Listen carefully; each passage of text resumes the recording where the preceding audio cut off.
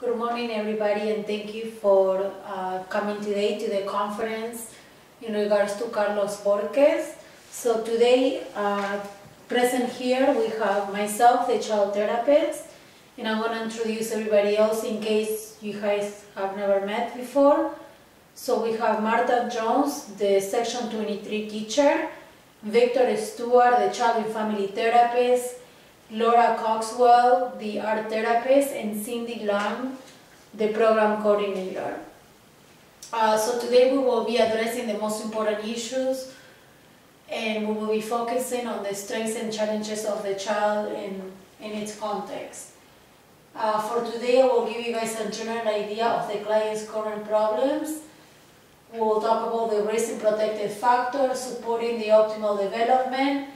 I will talk about the 3 priorities that we need to address within Carlos' treatment in the agency, the support resources available for him, and anticipating the implementation. So to give you guys a bit of a background information, the purpose of the conference today is to identify ways in which we can optimize Carlos' development and how we can positively influence him through interventions. So Carlos was first referred to the program in March 2010. When he first came to the program, he was having issues with aggression, with temper tantrums. He was having difficulties sustaining the attention during the classroom. And recently, well, about a year and a half ago, he has moved from the mother's home to live with the grandmother, and the mother continues to reside with the boyfriend and the stepchildren. In a recent conversation on the phone with Carlos' mother, she has stated that she believes that her child will be better off in a regular school. And for this reason, we're having this meeting today because we want to have a clear idea of what the family intentions are, how we can support Carlos mainly, and the family as well. So we'll move to the next slide, because I would like to talk about the recent protective factors, and I'm just going to read off a few of them because of the lack of time.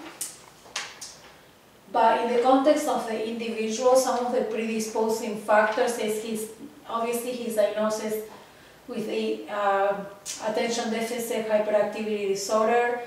He has a lack of self-confidence, and he has very little contact with the mother. Usually he's very frustrated around that situation. Some of the contributing factors, also here on the slideshow, is poor academic skills such as writing, grammar, and spelling. Carlos has a hard time comprehending when reading, and he becomes disruptive oftentimes during the class, especially if he's not getting his way. Some of the precipitating factors as well, he might have a difficulty growing up as an adolescent, and how will he get through high school if he's already having such a hard time in the middle school? Some good protective factors is his good physical health, he's beginning to take more responsibility for his actions, and overall he likes to take part in the program, volunteer, help around to fix stuff. In terms of the family context, the parents' divorce is a huge factor. The fact that he's living with a grandmother, all these things contribute to the Carlos always being confused about why he cannot live with the mother. He doesn't understand. He thinks it's just temporary, and that soon enough he will move back to the mother's home.